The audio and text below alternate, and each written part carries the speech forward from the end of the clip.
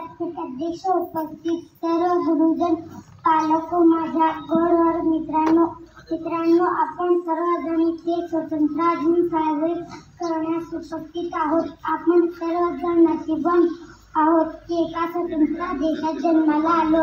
हे स्वतंत्र सहजासहजी नाही मिळाले. याकरिता आपल्या थोर महान व्यक्तींनी आपल्या जीवाचे रान केले, तन मन गमावले. आपले बापू महात्मा गांधी, मौलाना आझाद, पंडित नेहरू, शास्त्री चंद्रशेखर आझाद, सुभाषचंद्र बोस अनेक स्त्री पुरुषांनी लढा दिला. चले जाओ सिमोन बोवेच्या गर्जनेमुळे इंग्रजांनी काढता पाय घेतला. 15 ऑगस्ट 1947ला आपला तिरंगा लाल किल्ल्यावर फडकला. मित्रांनो, आज खरी गरज आहे आम्हाला आपण सर्वांना एका जोडीने बांधून राहण्याची, आपल्या स्वतंत्र टिकून ठेवण्याची, आपल्या देशाच्या प्रगतीसाठी काम करण्याची. तरच आपण सुजलाम सुफलाम होऊ. हा देश माझा याचे भान जरासे राहू द्या रे, हा उंच हिमालय माझा